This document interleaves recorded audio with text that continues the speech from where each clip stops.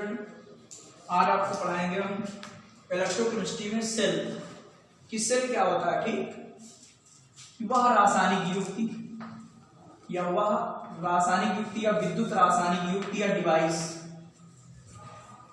वह विद्युत रासायनिक युक्ति या इसे बोलते हैं डिवाइस या साधन, कि वह विद्युत रासायनिक युक्ति जो विद्युत ऊर्जा को रासायनिक ऊर्जा में,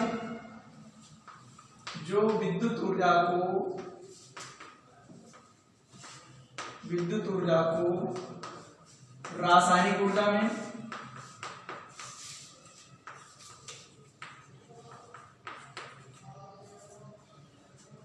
तथा रासायनिक ऊर्जा को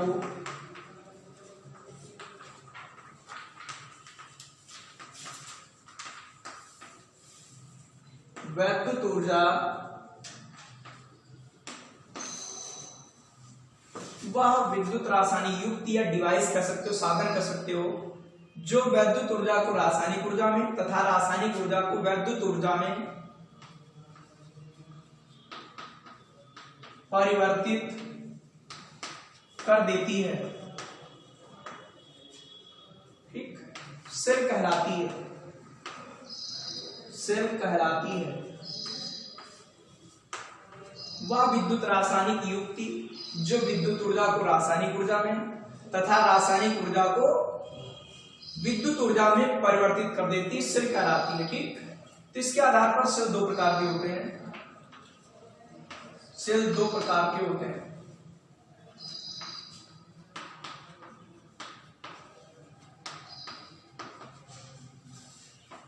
नंबर 1, विद्युत अपघटनी सेल। आप लोग भैया सेल कायदे से पढ़ेंगे क्योंकि सेल पर आधारित न्यूमेरिकल आपके इंपॉर्टेंट है, सेल भी इंपॉर्टेंट है। विद्युत अपघटनी सेल। दूसरा है विद्युत रासायनिक सेल या इसे गैल्वेनी सेल या वोल्टी सेल भी कहते हैं, क्योंकि इसे सर्वप्रथम गैल्वेनी ने व वोल्टा ने इसे बनाया था, इसीलिए वोल्टी सेल या गैल्वेनी सेल भी कहते हैं। इनके बारे में डिटेल से पढ़ेंगे। ठीक, तो सेल क्या है कि वह विद्युत रासायनिक युक्ति जो विद्युत ऊर्जा को रासायनिक ऊर्जा में या रासायनिक ऊर्जा तथा रासायनिक ऊर्जा को विद्युत ऊर्जा में परिवर्तित कर देती है, सेल कहलाती है। सेल दो प्रकार के होते हैं, विद्युत अपघटनी सेल और ये विद्युत रासायनिक सेल। विद्युत अपघटनी सेल क्या होती है कि वह सेल जो विद्युत ऊर्जा को रासायनिक ऊर्जा में परिवर्तित कर देती है, वो कहलाती विद्युत अपघटनी सेल, क्योंकि इसमें विद्युत धारा प्रवाहित करेंगे और रासायनिक अपक्रियाएं होंगी इसमें। ठीक, इसीलिए से बोलते हैं विद्युत अपघटनी सेल। जितने भी वैद्युत अपघट्य पदार्थ हैं उनका विद्युत अपघटन विद्युत अपघटनी सेल में ही कराते हैं। ठीक, ये विद्युत रासायनिक सेल है कि वह सेल जो रासायनिक ऊर्जा को विद्युत ऊर्जा में परिवर्तित कर दे, इससे विद्युत उत्पन्न होती है। इसमें रासायनिक क्रिया होंगी जिससे विद्युत उत्पन्न होगी, तो इसे बोलते हैं विद्युत रासायनिक सेल। इस सेल का निर्माण सर्वप्रथम गैल्वेनी व वोल्टा ने किया था, इसीलिए इसे गैल्वेनी सेल या वोल्टी सेल भी कहते हैं। ठीक, तो आप सेल की परिभाषा नोट कर लेंगे, इसके दो प्रकार ये भी नोट कर लेंगे। पहला सेल आपका है विद्युत अपघटनी सेल। ठीक, दोनों सेल आप क्लियर पढ़िए, दोनों में फिर अंतर भी पढ़ेंगे और बहुत ही मुख्य चीजें आप पढ़ रहे हो इस समय। ठीक, इलेक्ट्रोकेमिस्ट्री में, और इसमें डेली जितना पढ़ाया जाए उसकी तैयारी करो। अगर इसमें गैप करोगे कि एक दिन बाद हम तैयारी कर लेंगे, ज्यादा हो जाएगा, क्लियर नहीं होगा। ठीक, यहाँ लिखेंगे कि वह सेल जो रासायनिक ऊर्जा को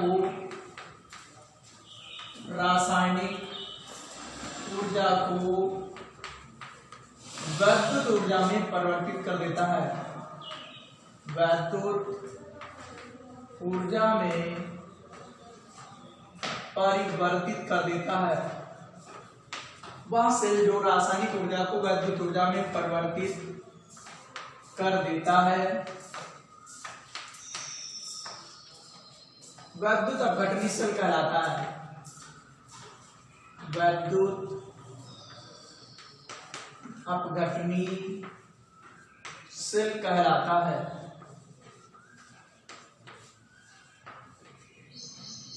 वह सेल जो रासायनिक ऊर्जा को विद्युत ऊर्जा में परिवर्तित कर देता है, विद्युत ऊर्जा को रासायनिक ऊर्जा में परिवर्तित कर देता है, क्योंकि विद्युत धारा प्रवाहित करेंगे तो रासायनिक अपक्रियाएं होंगी, ठीक, उल्टा लग गया, वो विद्युत रासायनिक सेल है, ठीक। वह सेल जो वैद्युत ऊर्जा को रासायनिक ऊर्जा में परिवर्तित कर देता है, ठीक, उल्टा लिख गया आपका। हमने सोचा विद्युत रासायनिक सेल है, विद्युत अपघटनी सेल है, ठीक। बात सबको सुना है कि नहीं, कि वह सेल जो विद्युत ऊर्जा को रासायनिक ऊर्जा में परिवर्तित कर देता है वैद्युत अपघटनी सेल कहलाता है, ठीक, क्योंकि इसमें विद्युत धारा प्रवाहित करेंगे तब रासायनिक अपक्रिया होंगी, तो इसीलिए इसे बोलते हैं कि विद्युत ऊर्जा को रासायनिक ऊर्जा में परिवर्तित कर देता है, ठीक। इस सेल में क्या होता है पहले समझ लीजिए, फिर आपको लिखना पड़ेगा कि इस सेल में एक पात्र होता है और उसमें 2 इलेक्ट्रोड होते हैं, ठीक। इसमें एक पात्र होता है ये, और इसमें 2 इलेक्ट्रोड होते हैं, धातुओं के इलेक्ट्रोड होते हैं।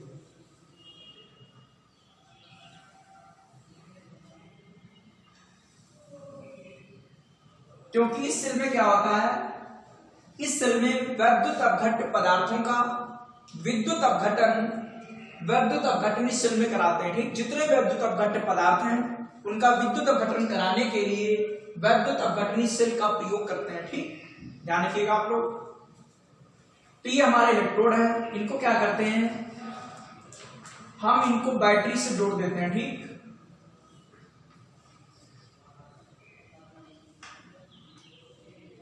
ये सेल कहलाती पूरी, और जब सेलों को इसमें जोड़ देंगे श्रेणी क्रम में तो ये बन गई आपकी बैटरी, ठीक। अभी आगे पढ़ेंगे, कोर्स में है बैटरी। तो ये वाला धन सिरा है और ये वाला ऋण है, तो जो आपका धन है वो कहलाता आपका ये धन, तो ये कहलाता है एनोड। इनमें एनोड जो होता है वो धन ध्रुव होता है, ठीक, क्योंकि बैटरी के धन सिरे से जुड़ा होता है, इसीलिए ये कहलाता आपका एनोड। और जो बैटरी के ऋण सिरे से जुड़ा होता है वो कहलाता आपका कैथोड,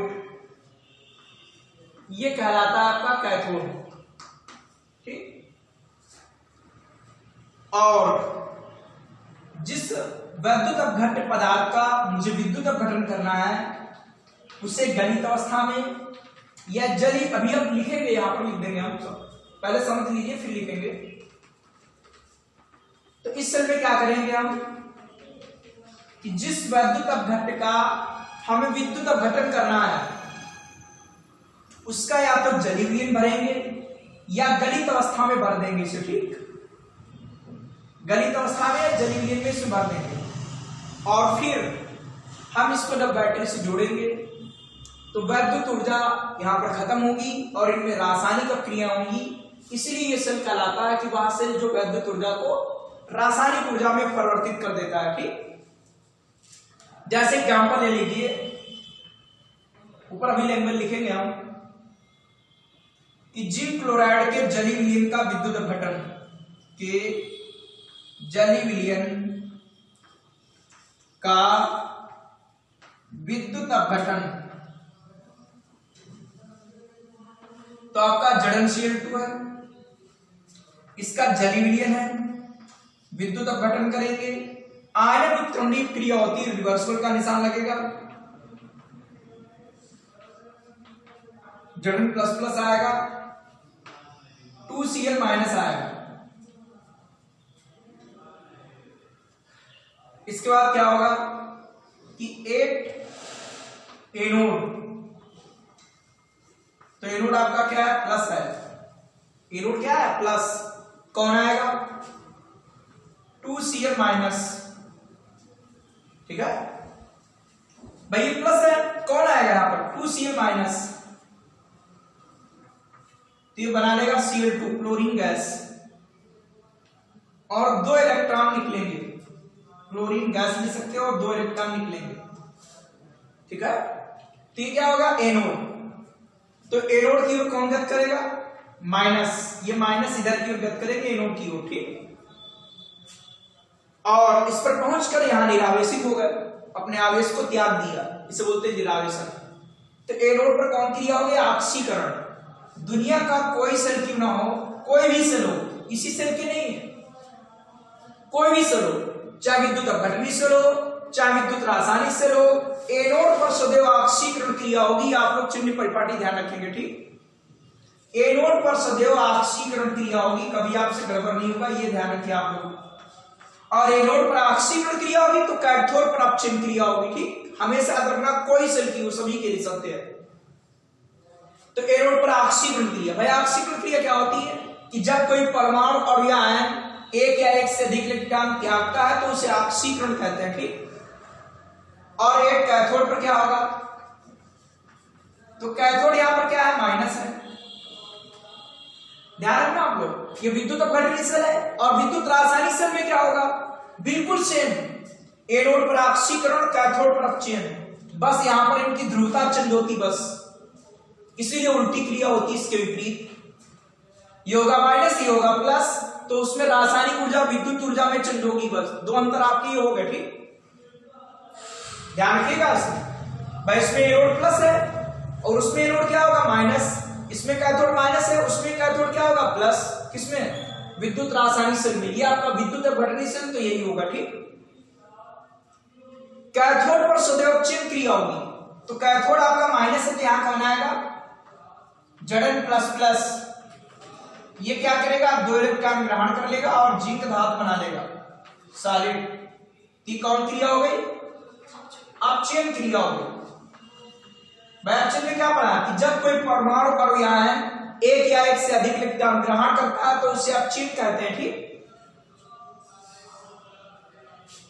तो आपका क्या हुआ कि जो धन वाले हैं, धनायन किधर की ओर गति कर रहा है? इधर की ओर, और यहां पहुंचकर निरावेशित हो जाएगा, ठीक। तो इस प्रकार इलेक्ट्रॉन जो है वो इलेक्ट्रॉन किधर से? एनोड से कैथोड की ओर गति करते हैं। ये इलेक्ट्रॉनों की दिशा है, इलेक्ट्रॉनों के प्रवाह की दिशा,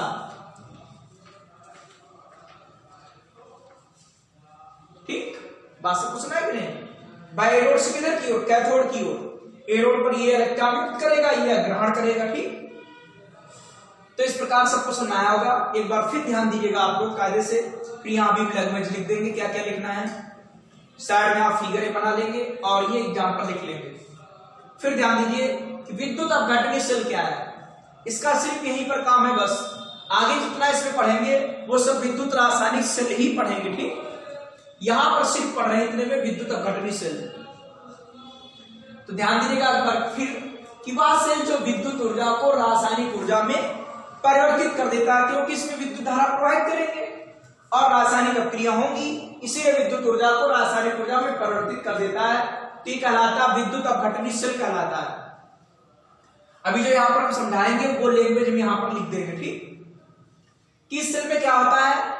वैद्युत अपघट्य पदार्थों का विद्युत अपघटन इसी सेल में कराते हैं, ठीक। वैद्युत अपघट्य पदार्थों का वैद्युत अपघटन वैद्युत अपघटनी सेल में कराया जाता है। इस सेल में एक पात्र होता है जिसमें धातुओं के दो इलेक्ट्रोड होते हैं। इन इलेक्ट्रोडों को हम बैटरी से जोड़ देते हैं, ठीक। और इस सेल में जिस धातु का, जिस वैद्युत अपघट्य पदार्थ का विद्युत अपघटन करना होता है उसका या तो जलीय मीन लेते हैं या गलित अवस्था में इसको लेते हैं, ठीक। और जब इसमें विद्युत धारा प्रवाहित करेंगे अर्थात इन इलेक्ट्रोडों को हम बैटरी से जोड़ेंगे तो क्या होगा? इसमें रासायनिक अपक्रिया होंगी। तो एनोड पर कौन सी क्रिया होगी? आक्सीकरण। और कैथोड पर कौन सी क्रिया होगी? अपचयन। आप हमेशा रखना सभी सेल में यही होगा कि एनोड पर सदैव आक्सीकरण और कैथोड पर सदैव अपचयन क्रिया होगी, ठीक। अभी हम आपको लैंग्वेज लिख देंगे, नोट कर लेना आप लोग। तो आप लोग इसकी लैंग्वेज आप यहां पर लिख लेंगे कि इस सेल में वैद्युत अपघट्यों के विलीनों का विद्युत अपघटन किया जाता, बताया था। इस सेल में क्या होता है? वैद्युत अपघट्य, ये वैद्युत अपघट्य का विलीन है, वैद्युत अपघट्य का विलीन।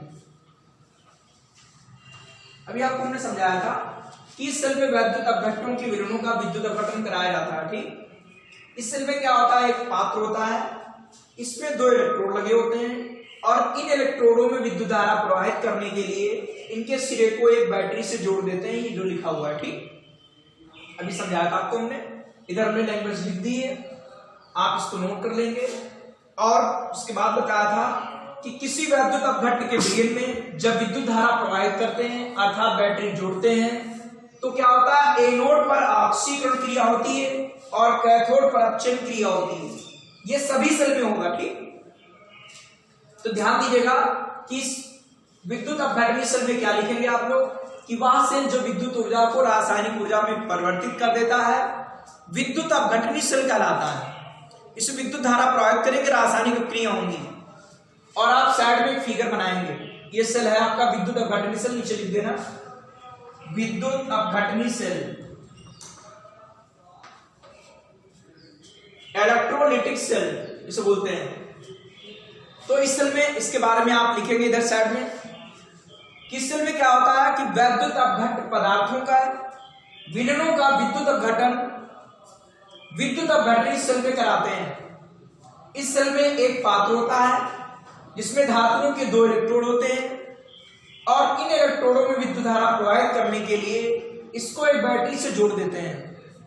तो जब बैटरी से जोड़ देंगे तो जिस इलेक्ट्रोड पर हमारी ऑक्सीकरण क्रिया होगी वो कहलाएगा आपका एनोड, अर्थात एनोड पर ऑक्सीकरण क्रिया होती है और कैथोड पर अपचयन क्रिया होती है। ये सभी सेल में फिक्स है। ठीक, तो साइड में लिख लेंगे। अब और लिखेंगे इसके नीचे थोड़ा, या आप परिभाषा लिख लेंगे। ये इस सेल के बारे में लिखा हुआ है, किस पर कौन सी क्रिया होती है लिखा है। ये एग्जांपल है कि जिंक क्लोराइड के जलीय विलयन का विद्युत अपघटन, ठीक, उसका ये विद्युत अपघटन हो गया। जिंक क्लोराइड जलीय विलयन है, Zn++ जलीय, 2Cl- जलीय, या प्लस 2Cl- यहां आएगा, ये इलेक्ट्रॉन त्याग देगा, क्लोरीन गैस बनेगी। Zn++ आएगा, 2 इलेक्ट्रॉन ग्रहण के Zn इधर बन जाएगा। तो आपके ऋण वाले इधर चले गए और धन वाले आपके इधर चले गए। चूंकि ये प्लस है तो माइनस को अपनी ओर आकर्षित करेगा, ये माइनस है तो प्लस को अपनी ओर आकर्षित करेगा। ठीक, अब इसके नीचे लिखेंगे कि इस सेल में जो आपका एनोड है वो धन ध्रुव है। क्यों? क्योंकि बैटरी के धन सिरे से जुड़ा है। और इस सेल में जो कैथोड है वो ऋण ध्रुव है क्योंकि बैटरी के ऋण सिरे से जुड़ा हुआ है। बात सबको सुना है कि नहीं? तो इसके नीचे थोड़ा और लिखना है बस। तो एग्जाम्पल के नीचे आप लोग इतना नोट कर लेंगे कि इस सेल में जो एनोड है वो धन ध्रुव है, ये बताया था, और कैथोड ऋण ध्रुव है। क्यों? क्योंकि ये क्रमशः बैटरी के धन और ऋण ध्रुवों से जुड़े होते हैं। ठीक, बात सबको सुना है कि नहीं? अभी आपको फिगर में बताया था। अब आप लोग सेकंड पढ़ेंगे इसमें, विद्युत रासायनिक सेल। विद्युत रासायनिक सेल, ध्यान रखना उसमें भी यही होगा कि एनोड पर ऑक्सीकरण क्रिया और कैथोड पर अपचयन क्रिया, बस ध्रुवता इनकी चेंज होगी, इसीलिए उसके विपरीत अपक्रिया इसमें होगी। इसलिए विद्युत रासायनिक सेल में ये चलेगा कि वह सेल जो रासायनिक ऊर्जा को विद्युत ऊर्जा में परिवर्तित कर देता है विद्युत रासायनिक सेल कहलाता है। ठीक, इलेक्ट्रोकेमिकल सेल कहलाता है। वो आप लोग पढ़ेंगे क्योंकि ध्रुवता चिन्ह है तो विपरीत क्रियाएं होंगी। इसमें क्या होगा कि रासायनिक ऊर्जा से विद्युत ऊर्जा प्राप्त होगी। ठीक, ऊपर वाले क्या था, विद्युत ऊर्जा से रासायनिक ऊर्जा प्राप्त हुई थी, अर्थात विद्युत धारा प्रवाहित की गई तो रासायनिक अपक्रिया हुई थी। इनमें रासायनिक अपक्रिया होंगी जिससे विद्युत उत्पन्न होगी। ठीक, तो सेकंड आपका है विद्युत रासायनिक सेल, इलेक्ट्रोकेमिकल सेल। ये आपका अधिक इंपॉर्टेंट है, इसीलिए आप ध्यान दीजिएगा। सेल दोनों इंपॉर्टेंट लेकिन ये अधिक मुख्य है, बाद में दोनों में अंतर भी पढ़ेंगे कि वह सेल या वह विद्युत रासायनिक युक्ति बात एक ही चीज है, क्योंकि सेल एक युक्ति है, डिवाइस है। ठीक, वह सेल जो रासायनिक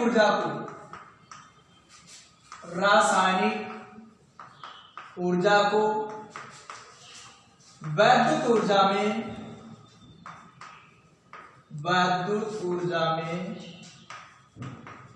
परिवर्तित कर देता है।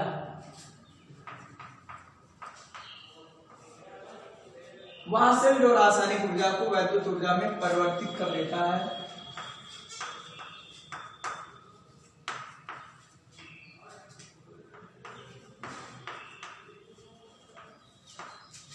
वैद्युत रासायनिक सेल कहलाता है।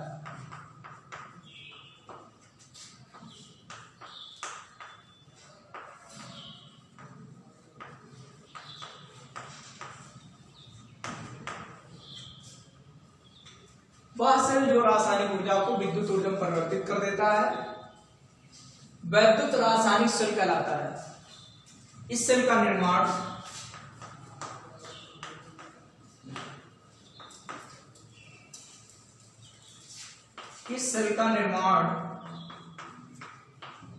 सर्वप्रथम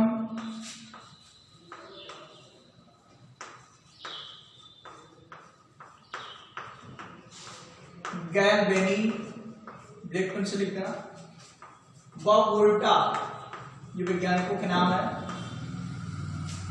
इस सेल का निर्माण सर्वप्रथम गैल्वेनी व वोल्टा ने किया था।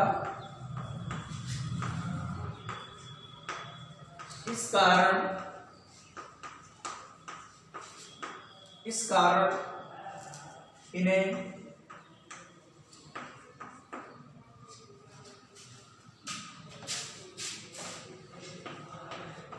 गैल्वेनिक सेल,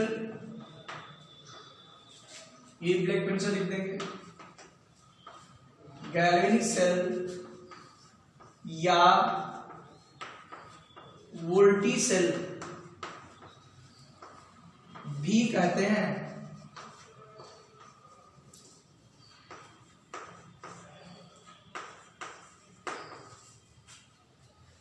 ध्यान दीजिएगा कि वह सेल जो रासायनिक ऊर्जा को विद्युत ऊर्जा में परिवर्तित कर देता है विद्युत रासायनिक सेल कहलाता है। ठीक, इसमें जो है जो आपकी केमिकल एनर्जी होगी, जो रासायनिक ऊर्जा होगी, वो इलेक्ट्रिक एनर्जी में कन्वर्ट हो जाएगी। ठीक, अर्थात इस समय विद्युत प्राप्त होगी। ये नहीं कि 220 वोल्ट प्राप्त हुई, ठीक, वैद्युत ऊर्जा प्राप्त होगी। जैसे पढ़ेंगे कि डेनियल सेल, इससे 1.10 वोल्ट ऊर्जा प्राप्त होती है। ठीक, बात सबको समझ है कि नहीं? तो जैसे आप घर में टॉर्च में बैटरी यूज करते हो, ठीक, फोन में बैटरी आती है, आप घड़ी में सेल पड़ी होती है, ठीक, सेल, तो आपकी ये सेल होती है विद्युत रासायनिक सेल, क्योंकि इसमें रासायनिक ऊर्जा से विद्युत ऊर्जा प्राप्त होती है। ठीक, बात सबको सुना है कि नहीं? अभी पढ़ेंगे इनके टाइप भी होते हैं, प्राइमरी सेल, सेकेंडरी सेल, तो वही कहलाती बैटरी, कि प्राथमिक बैटरी, द्वितीयक बैटरी, क्योंकि सेलों को जोड़कर तब बनाते हैं आप लोग बैटरी। क्या बनाते हो? बैटरी। ठीक, तो निर्माण सर्वप्रथम गैल्वेनी व वोल्टा ने किया था, इस कारण इन्हें कहते हैं हम गैल्वेनिक सेल या वोल्टी सेल भी इन्हें कहते हैं। ठीक, तो इसका उदाहरण है डेनियल सेल। डेनियल सेल एक विद्युत रासायनिक सेल का प्रमुख उदाहरण है। तो यहां पर डेनियल सेल के बारे में पढ़ेंगे, तो ध्यान दीजिए पहले विद्युत रासायनिक सेल में होता क्या है कि इसमें दो अलग अलग पात्र होते हैं। ठीक, इसमें दो अलग अलग पात्र होते हैं, उसमें एक ही पात्र था, इसमें दो अलग अलग पात्र होते हैं और दोनों पात्रों में भिन्न भिन्न वैद्युत अपघट्ट के विलयन भरे जाते हैं। बात सबको सुना है कि नहीं? और उनमें जिस धातु का लवण का विलयन होगा उसमें उसी धातु की क्षण उसमें डुबोते भी हैं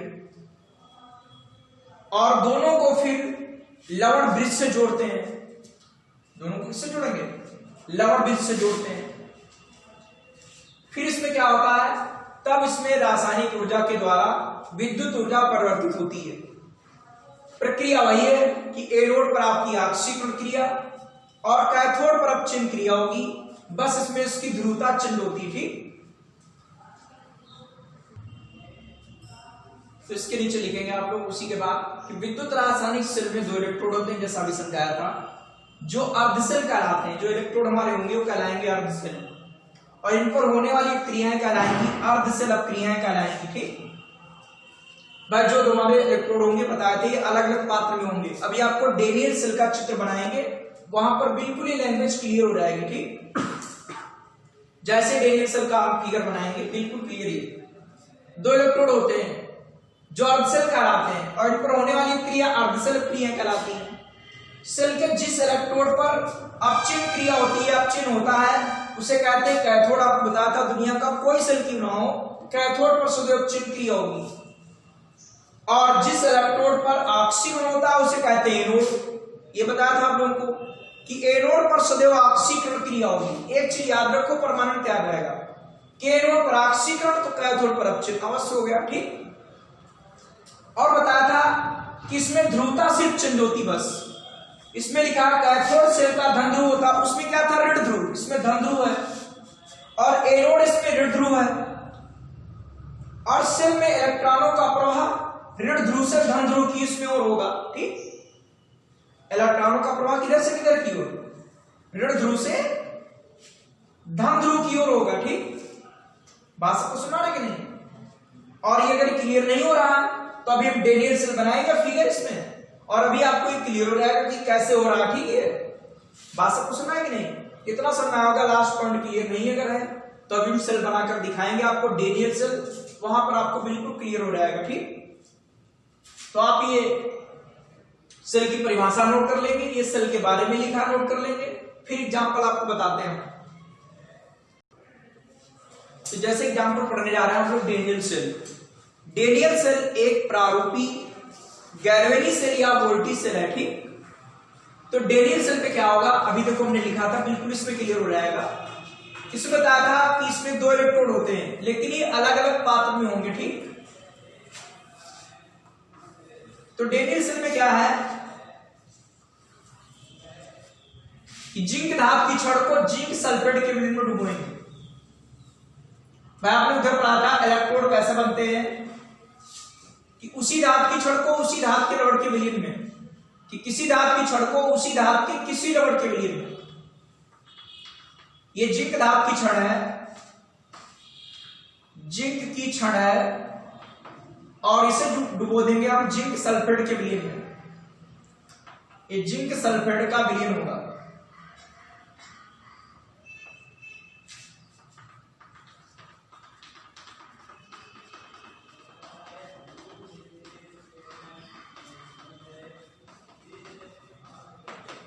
तो जानते हो जिंक धातु की छड़ विलयन के सापेक्ष ऋणावेशित हो जाएगी, तो इस छड़ के चारों क्या होंगे, जड़न प्लस प्लस आयन होंगे, ठीक।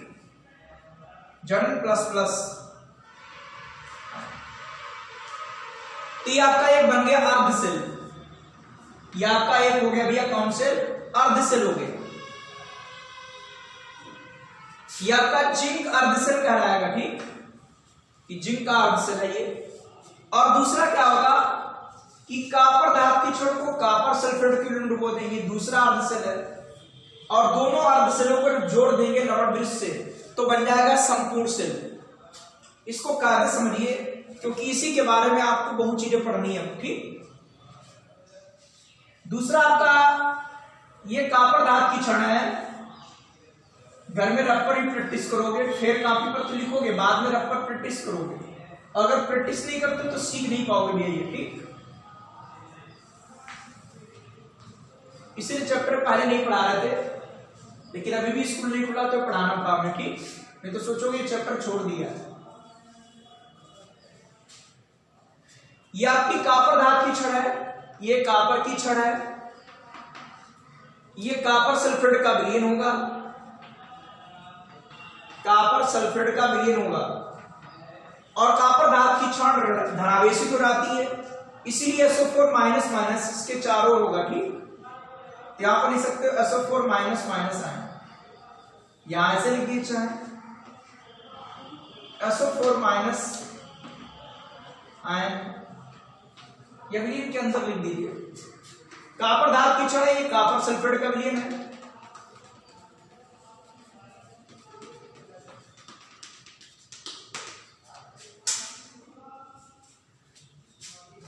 और इन दोनों इलेक्ट्रोडों को, इनको क्या करते हैं, दोनों अर्धसेलों को हम एक लवण ब्रिज से जोड़ देते हैं। यू आकार की नली होती है, ये दोनों अर्धसेलों को जोड़ने का काम करती है। यहां पर छिद्रित प्लग होते हैं और ये लवण ब्रिज है। लवण ब्रिज या सेतु इसे कहते हैं, यू आकार की नली होती है। इसमें कोई भी वैद्युत अपघट्ट, जो प्रबल वैद्युत अपघट्ट हैं, उनके लवण का विलीन भर दो, जैसे कैल्शियम का विलयन या पोटेशियम सल्फेट का विलयन, इनका विलयन भर देते हैं, लवण ब्रिज कहलाता है। ये दोनों सेलों को जोड़ने का काम करता है, दोनों अर्ध सेलों को जोड़ने का काम करता है। इस प्रकार ये संपूर्ण सेल बन जाएगी। ठीक, जैसे आपको किसी के पास जाना तो ब्रिज होना चाहिए, पुल होना चाहिए, वैसे ही है, दोनों दो अर्ध सेल है, इनको जोड़ देंगे, इसे बोलते हैं लवण ब्रिज, लवण श्रेत या इसे बोलते हैं ब्रिज। ये लवण ब्रिज है, दोनों को जोड़ने का काम करता है। ये दो अर्ध सेल थे। ठीक, और इन दोनों इलेक्ट्रोडों को हम एक तार के माध्यम से वोल्टमीटर से जोड़ देते हैं। ठीक,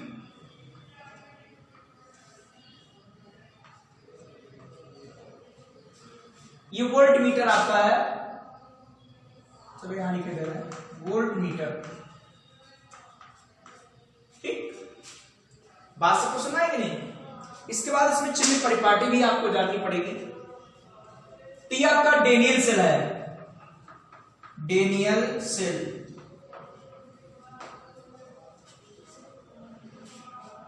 अब इसमें क्या होगा कि जो आपकी जिंक धातु की छड़ है विलयन के सापेक्ष ऋणावेशित हो जाती है, तो ये ऋण होगा कि नहीं, और ये विलयन के सापेक्ष धनावेशित हो गई तो ये धन होगा। अभी पढ़ा था इस सेल में जो आपका ऋण है वो क्या होता है, वो एनोड होता है, एनोड, ये एनोड हुआ। उसका उल्टा है विद्युत अपघटन सेल का उल्टा, और ये विलयन के सापेक्ष धनावेशित हो गई थी, यह आपका धन है, तो ये क्या है, कैथोड है। कंफ्यूजन मत रखना भैया, ध्यान दीजिएगा, आप लोग क्लियर तैयारी कर लेंगे। ये धातु की छड़ विलयन के सापेक्ष ऋणावेशित हो गई थी, तो जो प्लस प्लस आयन इसके चारों ओर एकत्रित हो गए। ऐसे धातु की छड़ विलयन के सापेक्ष धनावेशित हो गई थी, तो SO4 माइनस माइनस आयन की बहुत पतली परत इसमें जमा हो जाती थी। ऐसे चार लिख देना, ये पूरा आपका डेनियल सेल बना। टी क्या, एनोड, और वो कैथोड। क्यों? क्योंकि भाई जानते हो जिंक धातु की छड़ विलयन के सापेक्ष ऋणावेशित हो गई, टी हो गया एनोड, और ये विलयन के सापेक्ष धनावेशित हो गई कैथोड। इसमें एनोड ऋण ध्रुव है और कैथोड धन ध्रुव है। और जो आप विद्युत अपघटनी सेल पढ़ते थे वहां पर एनोड आपका प्लस था और कैथोड आपका माइनस था, और दोनों इलेक्ट्रोड एक ही पात्र में थे, यहां अलग अलग पात्र में है। ये दोनों में अंतर भी है, इसमें लवण ब्रिज की भी आवश्यकता पड़ती है। अब भाई आपने क्या पढ़ा कि दुनिया का कोई सेल क्यों ना हो, एनोड पर सदैव ऑक्सीकरण क्रिया होती है, पढ़ा है? तो यहां पर क्या होगा कि जिंक इलेक्ट्रोड पर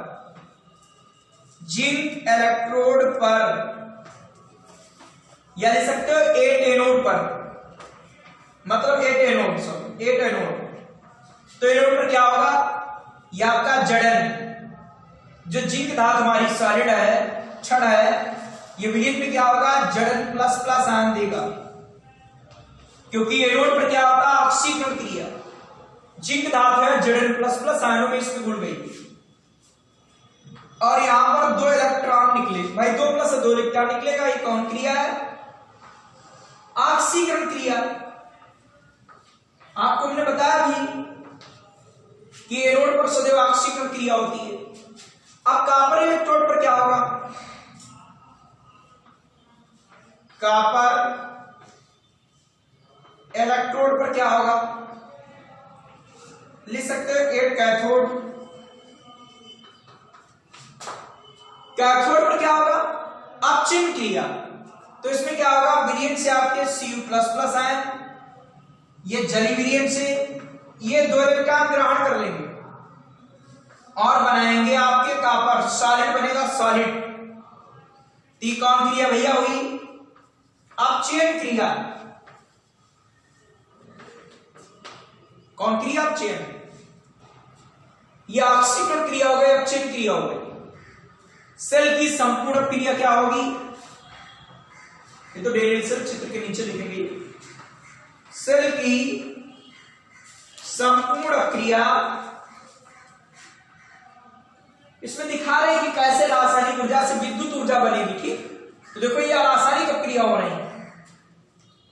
जैसे इसको जोड़ेंगे ये क्रियाएं प्रारंभ हो जाएंगी। ठीक, तार के द्वारा वोल्टमीटर से जोड़ेंगे, ये क्रिया प्रारंभ होंगी। ठीक, तो सेल की संपूर्ण क्रिया या क्रिया इस प्रकार है, इस प्रकार है। दोनों को जोड़ दीजिए तो बताओ क्या आएगा भाई। देखो एनोड से क्या हुआ, इलेक्ट्रॉन निकले, तो ये देखो इलेक्ट्रॉन निकल रही है, इलेक्ट्रॉनों की दिशा है।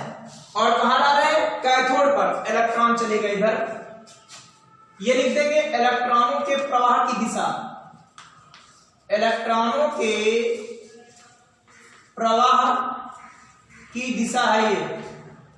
और जानते हो इलेक्ट्रॉनों की विपरीत दिशा में धारा बहती है, तो ये वैद्युत धारा की दिशा हो जाएगी। और इसका मापन किससे करेंगे हम? वोल्टमीटर के विक्षेप से, कि वोल्टमीटर में विक्षेप होगा, हमें मालूम हो जाएगा कि विद्युत ऊर्जा उत्पन्न हो गई। ये हो गई वैद्युत धारा की दिशा, वैद्युत धारा की दिशा।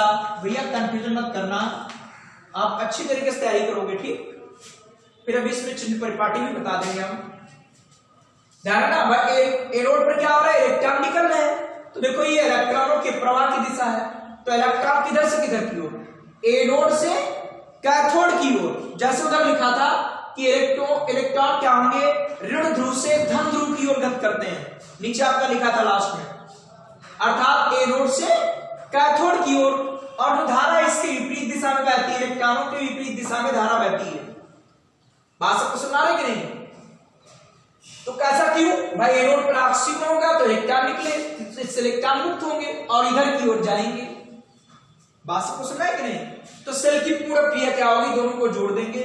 भैया ये जब तैयार होगा जब आप फेर कॉपी पर नोट कर लें, उसके बाद आप रफ पर इसकी प्रैक्टिस करोगे कायदे से, क्योंकि ये चैप्टर बहुत सरल भी है और सरल भी नहीं है, दोनों बातें हैं। अगर कायदे समझोगे तो सरल लगेगा, नहीं तो कठिन तो लगेगा ही लगेगा। जोड़ दीजिए, दो इलेक्ट्रॉन कट गए, ये आ गया, ये इधर लिख देंगे, यहां रहेगा Zn प्लस प्लस,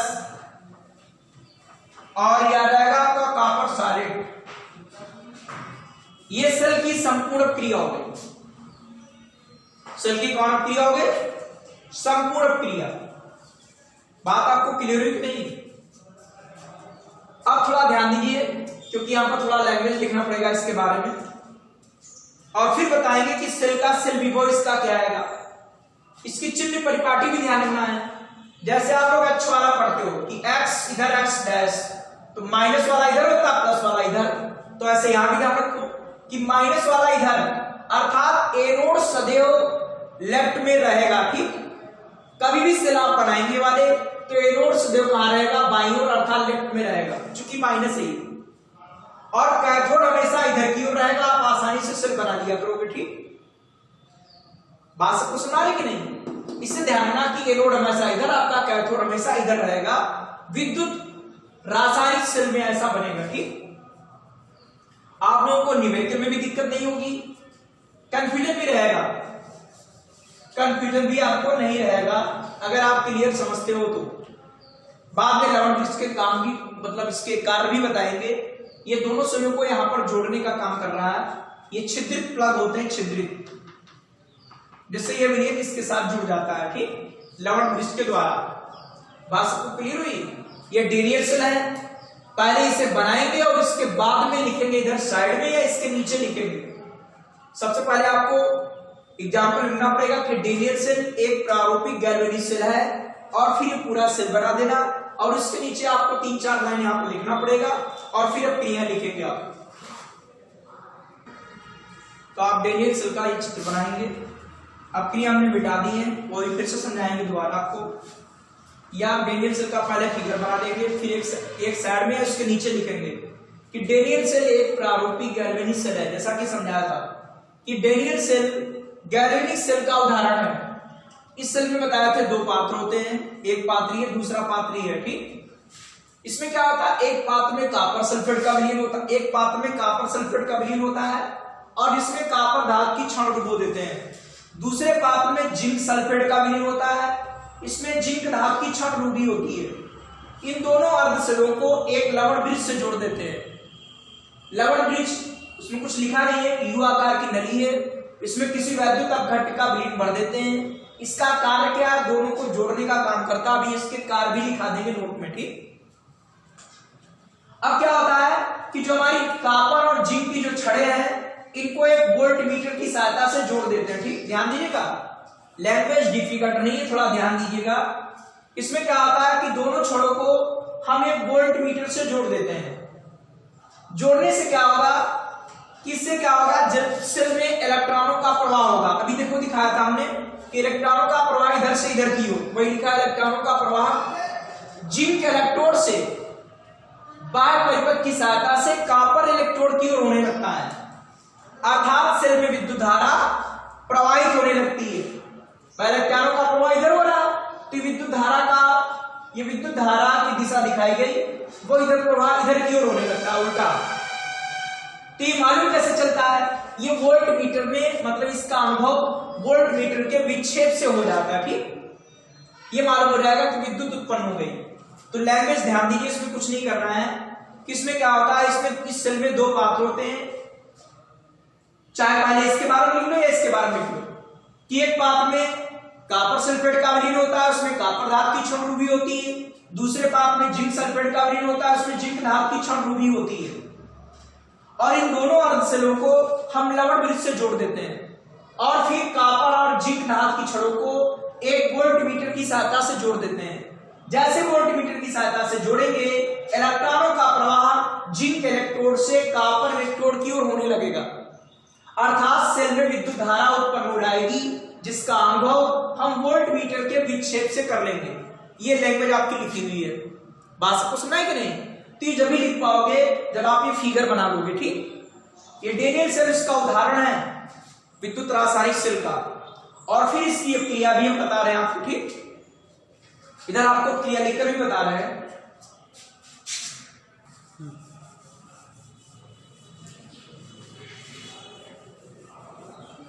तो देखिए क्या होगा कि जिंक इलेक्ट्रोड पर भाई इलेक्ट्रॉनों का प्रवाह जिंक इलेक्ट्रोड से कॉपर इलेक्ट्रोड की हो रहा है, तो जिंक इलेक्ट्रोड पर कौन क्रिया होगी, देखिए आप लोग।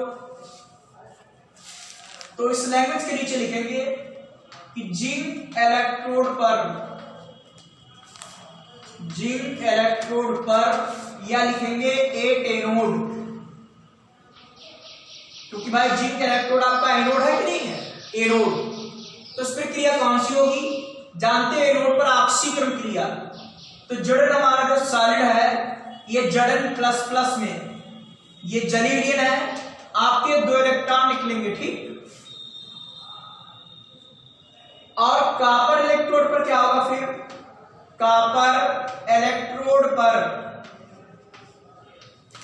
अर्थात एक कैथोड पर, भाई कॉपर इलेक्ट्रोड यहां कैथोड है, ये विलीन से आएंगे Cu++ आयन, और ये विलीन से जो आपके Cu++ आयन होंगे, ये 2 इलेक्ट्रॉन ग्रहण कर लेंगे और बना लेंगे कॉपर, ठीक। ये मिटा दिया था, फिगर बना लिया होगा, ये कॉपर धातु बन गई। तो देखिए इस पर कौन क्रिया हुई, ऑक्सीकरण क्रिया।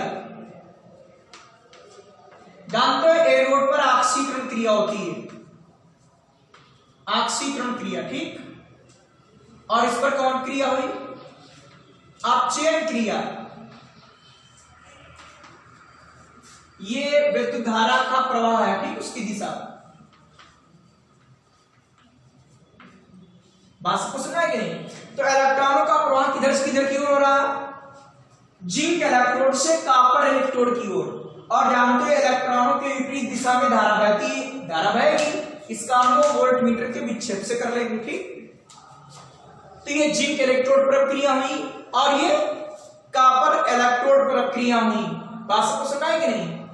भाई एनोड पर कौन क्रिया, ऑक्सीकरण जड़न का होगा, जिंक धातु का, और कॉपर इलेक्ट्रोड पर अर्थात 8 कैथोड पर क्या होगा, Cu++ आयन 2 इलेक्ट्रॉन ग्रहण करेंगे, कॉपर धातु बना लेंगे। सेल की संपूर्ण क्रिया क्या होगी? सेल की संपूर्ण क्रिया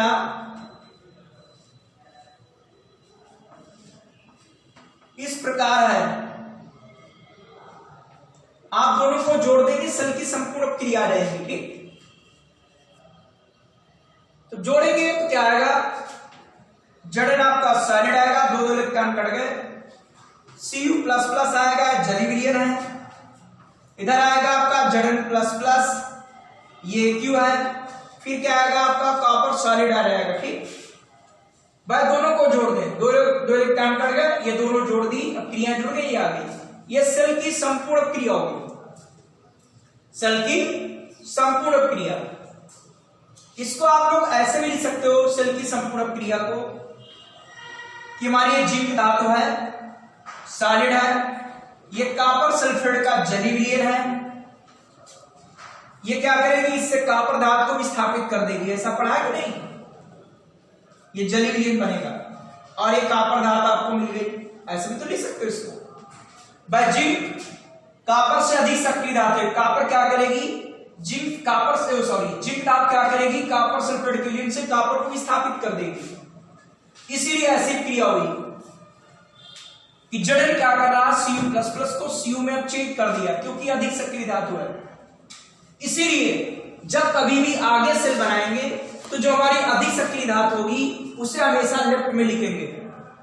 ये चिन्ह परिपाटी होगी, आपको बताएंगे। ठीक, ये चूंकि माइनस इधर प्लस, ध्यान रखना आप लोग। ठीक, तो इधर एनोड रहेगा, उधर कैथोड रहेगा, और दो धातुएं दी हो, कभी सेल बनाओ तो जो अधिक सक्रिय धातु होगी वो आप लेफ्ट में लिखेंगे, कम सक्रिय धातु को राइट में लिखेंगे।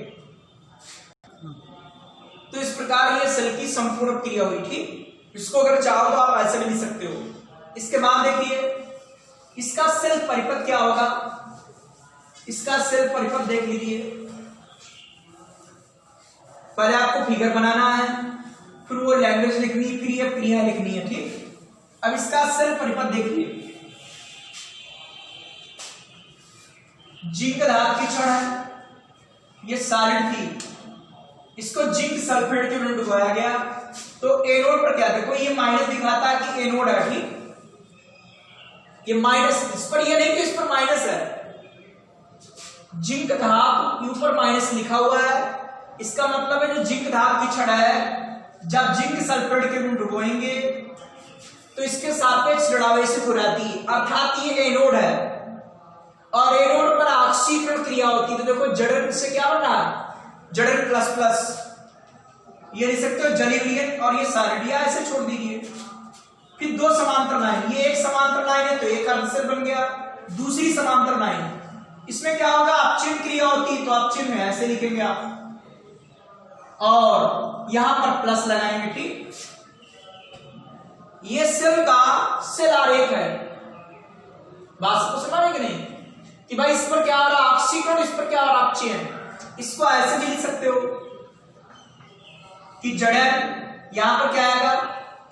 जड़न SO4, ये चाहो तो लिख सकते हो सॉलिड AQ, ये भी AQ, यहां भी लिख सकते हो सॉलिड, या आपका सॉलिड AQ, ऐसा भी लिख सकते हैं इस तरीके से कि एक अर्धसेल हो गया था आपका और दूसरा अर्धसेल हो गया था। ठीक,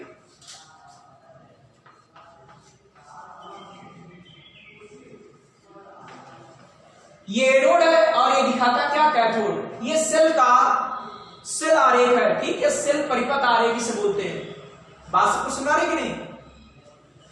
तो इस तरीके से आप इसको प्रदर्शित कर सकते हो और इसको सीखिए आप लोग। देखो ये ऑक्सीकरण हो रहा है, इस पर क्या हो रहा है? अपचयन। ये ऑक्सीकरण हो रहा है क्या? और अपचयन हो रहा है। ठीक,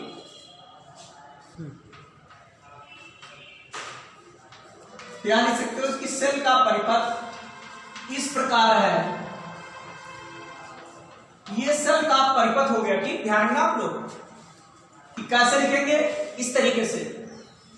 हमेशा आपको बताया, चिन्ह परिपाटी को बताया कि इधर माइनस रहेगा, इधर आपका प्लस वाला रहेगा। ठीक, अर्थात इधर एनोड, इधर कैथोड। ये आप लोग ध्यान रखना।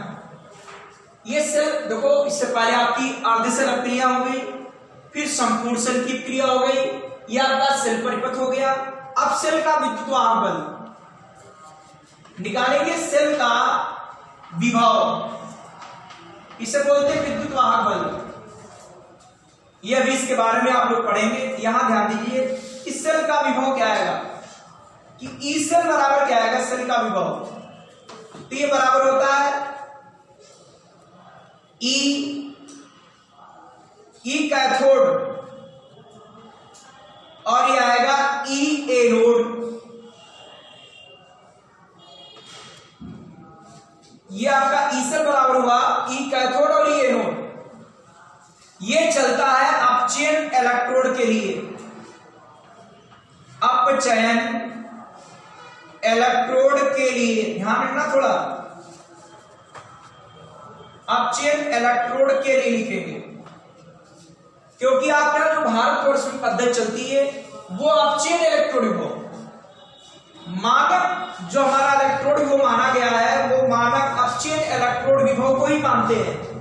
ये भारतवर्ष में पद्धति आपकी प्रचलित है, ये चीज ध्यान दीजिएगा, वो आपका अलग है, ये चीज ध्यान दीजिए थोड़ा। अपचयन इलेक्ट्रोड मतलब जो एनोड और कैथोड के जो इलेक्ट्रोड विभव लिखे जाएंगे वो अपचयन इलेक्ट्रोड के विभव लिखे जाएंगे, ठीक है। जैसे यहां पर कैथोड कौन है, कॉपर वाला, तो कैसे लिखेंगे, ई। ध्यान रखिएगा सेल का विभव है, बताएंगे कि दोनों विभव इनके अंतर को कहते हैं सेल का विभव की। भाई ये कैथोड पर जो इलेक्ट्रोड है विभव उत्पन्न हुआ और एनोड पर जो विभव उत्पन्न हुआ उसका विभवांतर कहलाएगा सेल का विभव, ठीक, मतलब अंतर। तो ये ध्यान रखना, यहां पर आप चेन वाला लिखेंगे। जैसे यहां पर कैथोड कौन है, कॉपर, तो इसका आप चिन्ह लिखेंगे Cu++ और ये Cu ऐसे लिखेंगे। यहां पर क्या होगा, यहां पर भी हम चिन्ह लिखेंगे कि Zn++ और ये आएगा आपका Zn, कल लिखा था आपने। अब चेन इलेक्ट्रोड विभव और ऑक्सीकरण इलेक्ट्रोड विभव, वह इलेक्ट्रोड विभव आपके दो प्रकार के थे, एक ऑक्सीकरण इलेक्ट्रोड विभव और एक अपचयन इलेक्ट्रोड विभव। आपके यहां जो पद्धति चलती है वो अपचयन इलेक्ट्रोड विभव की चलती है, ध्यान लिख देना, अपचयन इलेक्ट्रोड विभव के लिए, ठीक। आपके यहां जो चलती है वो मानक अपचयन इलेक्ट्रोड विभव, वो ऐसे लिखेंगे। ये नहीं कि इस पर ऑक्सीकरण हो रहा है ऐसे लिखा, अपचयन ऐसा तो यहां ये लिखे, ऐसा नहीं है, ठीक। देखो ये अपचयन हो रहा है, ये भी अपचयन हो रहा है। भाई Cu++ से Cu बन रहा है, Zn++ से Zn बन रहा है। तो अपचयन इलेक्ट्रोड के लिए सूत्र होता है, अगर ऑक्सीकरण इलेक्ट्रोड लिखो तो इसका उल्टा होता है और ये चिन्ह होता है, ठीक, ये भी चिन्ह होगा। बात सबको समझ आई कि नहीं, बोलो भैया। इस सेल का विभव बराबर क्या होगा, सेल बराबर ई कैथोड और ई एनोड। आप लोग इंग्लिश वर्ड वाला ध्यान रखना कि सी बाद ए पहले आता है, सी बाद में, इसका उल्टा होगा, आपको याद रहेगा परमानेंट, इसका उल्टा होता है बस, क्योंकि आपका अपचयन इलेक्ट्रोड के लिए यही चलता है। आप लिख दोगे यहां पर साइड में। अब जैसे इनके मानक का निकाले हम, अगर इसमें 1 मोलर सांद्रता का विलयन है, ये भी 1 मोलर सांद्रता का विलयन इसमें भरा हुआ जलीय विलयन, और 25 डिग्री सेल्सियस ताप पर रूम टेम्परेचर पर ये आप डेनियल से बनाया आपने है, तो जानते हो कॉपर का जो मानक अपचयन वो होता है कॉपर का, ये न्यूमेरिकल में दिया हुआ है, यहां पर हमने लिखे दे रहे हैं इनके मान। जो कॉपर का होता है प्लस में होता है, ठीक, इतने वोल्ट, और जो जिंक का वो माइनस में, कितने वोल्ट, ये जिंक है, जिंक का मानक अपचयन वो ये कॉपर का, अर्थात ऐसी कंडीशन, ये जिंक के लिए और ये कॉपर के लिए कितने होते हैं इनके मान। ये कैसे निकालेंगे, इसकी सहायता से, वोल्टमीटर की सहायता से बताएंगे आपको कैसे निकाले जाते हैं, आगे पढ़ेंगे। फिर इनके मान हमने आपको बता दिए, चाहो तो याद कर लो, ऐसे कोई आवश्यकता नहीं है, क्योंकि जब न्यूमेरिकल होते हैं तो इनके मान दिए हुए आएंगे, आगे आप न्यूमेरिकल खोल कर देख लीजिए। जब न्यूमेरिकल खोल कर देखोगे तो इनके मान आपके दिए हुए होंगे, ठीक। आपको पढ़ाएंगे विद्युत रासायनिक स्टडी कि हाइड्रोजन से जो नीचे वाली धातु है इनके मानक अपचयन वो सब प्लस में होंगे, और जो हाइड्रोजन से ऊपर धातु है इनके मानक अपचयन वो सब माइनस में होंगे, ठीक। क्यों होंगे, ये सब आपको चीजें क्लियर होंगी, ठीक। तो इसका मान आपका कितना, 0.314 वोल्ट, इसका मान -6 वोल्ट, माइनस माइनस आपका प्लस, आप जोड़ देंगे आ जाएगा 1.10 वोल्ट। तो जो डेनियल सेल है इसमें इतने वोल्ट उत्पन्न होगा, जैसे आपकी टार्च की सेल है उसमें भी लगभग इतने वोल्ट आता है, ठीक। बात सबको सुना है कि नहीं?